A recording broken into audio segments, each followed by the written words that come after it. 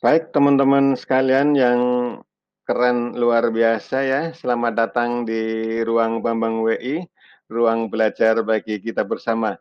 Sebelumnya saya ucapkan terima kasih atas kehadiran di ruangan ini. Semoga kehadiran teman-teman sekalian di ruangan ini membawa manfaat bagi kita untuk menambah pengetahuan dan informasi tentang program Bangga Kencana. Baik, teman-teman sekalian, kita melanjutkan pembahasan sebelumnya yaitu tentang penulisan karya tulis ilmiah. Nah, sekarang kita akan bahas tentang data dan sumber datanya ya. Jadi data adalah data sesuatu yang tidak bisa terpisahkan dari penulisan karya tulis ilmiah. Oleh karena itu, kesempatan ini kita akan coba menyimak tentang apa itu data dan bagaimana data bisa kita dapatkan, ya teman-teman sekalian ya. Data adalah segala fakta dan angka yang dapat dijadikan bahan untuk menyusun suatu informasi. Jadi data itu bisa kita gunakan untuk menyusun sebuah atau mendapatkan sebuah informasi. Oleh karena itu data masih bersifat mentah ya, data umumnya masih mentah, belum diketahui informasinya apabila kita belum mengolahnya, belum menganalisisnya. Jadi di balik data itu ada informasi. Jadi bedanya begitulah kurang lebih ya teman-teman sekalian.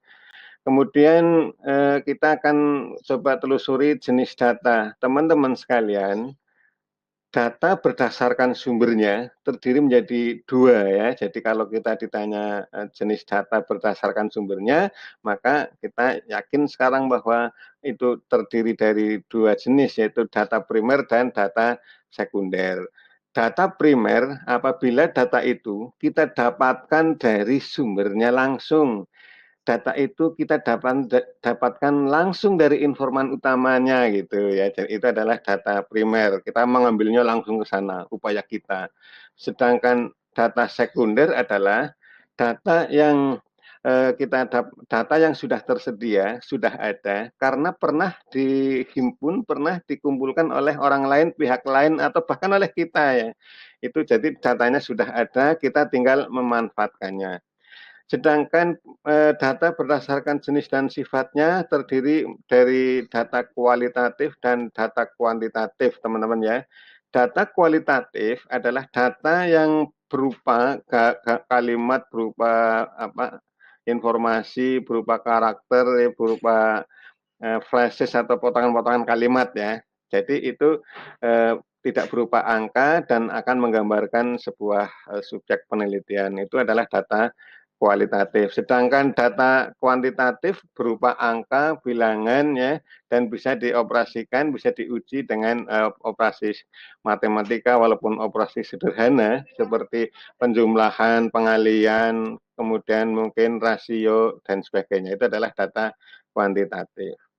Teman-teman sekalian, kita sudah membahas kualitatif dan kuantitatif. Jadi saya ingin ajak teman-teman sekalian membedakan pemanfaatannya ya.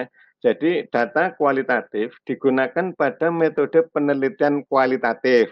Sedangkan data kuantitatif digunakan pada penelitian kuantitatif. Jadi sebetulnya ada tiga jenis metode penelitian. Yang pertama penelitian kualitatif, kedua kuantitatif, dan ketiga adalah mixed method atau campuran. Teman-teman sekalian, sekarang kita sampai pada bagaimana kita bisa mengumpulkan data. Pada data kualitatif, Bapak Ibu, teman-teman ya, kita bisa menggunakan 4 cara. Yang pertama adalah fokus grup diskusi. Jadi kita menyelenggarakan diskusi, kemudian mengundang orang-orang yang paham tentang topik penelitian kita, terus kita mendapatkan kita berusaha menggali informasi di sana. Itu adalah FGD. Kemudian dokumen. Cara kedua adalah dengan memanfaatkan dokumen seperti misalnya arsip, terus notulen, kemudian bisa pencatatan ya, pencatatan, kemudian bisa pula berupa foto atau gambar dan sebagainya. Itu adalah dokumen. Sedangkan penelitian yang observasi adalah kita melakukan pengamatan langsung dan mencatat hasil pengamatan itu. Jadi data kualitatif bisa didapatkan kita melalui pengamatan ya. Dan observasi dapat dibedakan menjadi tiga.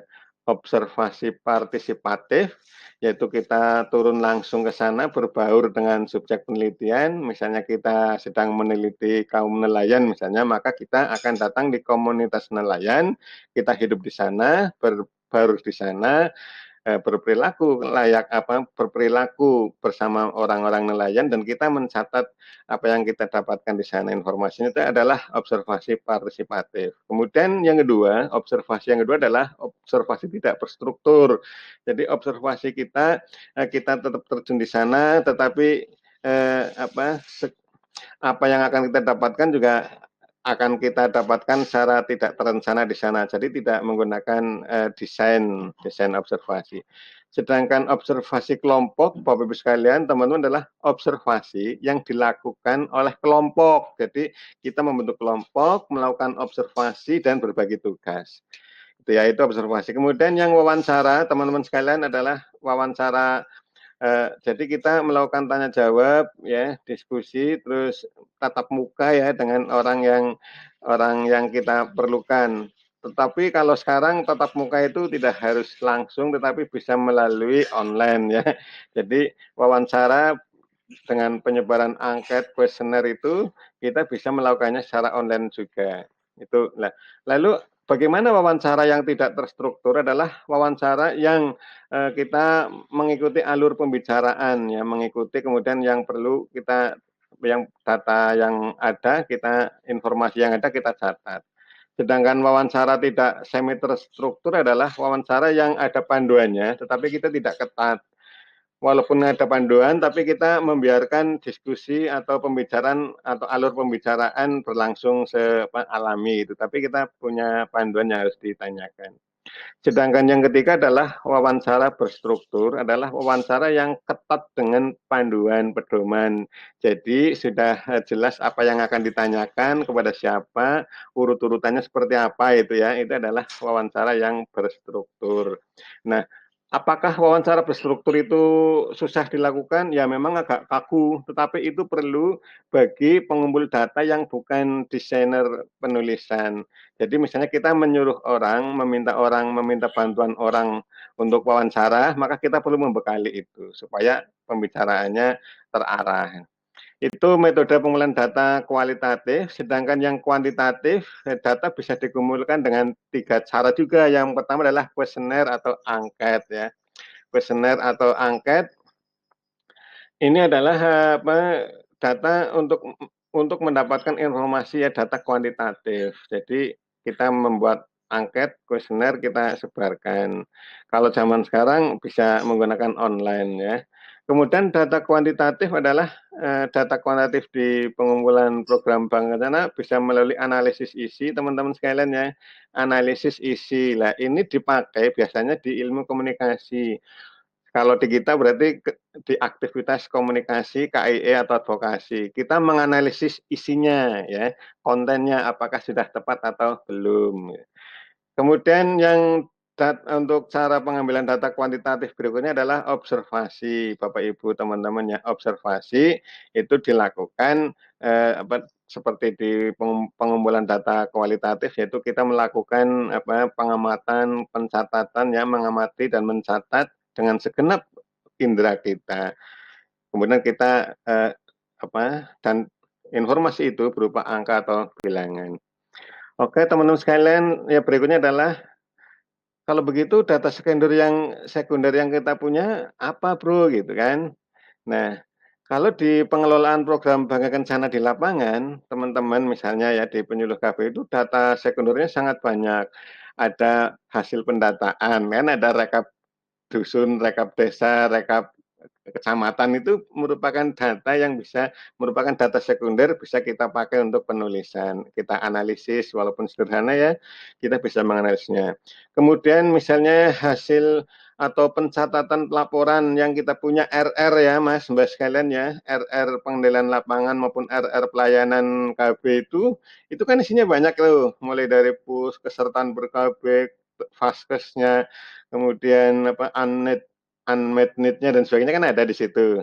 Nah, serta ketersediaan potensi pelayanan, potensi dalap, jumlah BKB, jumlah kader ya, jumlah PLKB dan sebagainya ada di situ. Lah itu bisa kita pakai sebagai untuk bahan penulisan ya. Itulah teman-teman sekalian ya, sedikit tentang data dan, bagaimana kita mendapatkannya. Intinya di pengelolaan program kita, data itu banyak sekali ya. Jadi kalau kita mau menulis, maka banyak data yang kita olah, walaupun mungkin kita mengolahnya cukup dengan analisis sederhana saja. Jadi teman-teman yang penting mulailah menulis karena yang ditulis itu ada, tinggal kita mau atau tidak. Oke, semangat, salam BKKBN, berencana itu keren.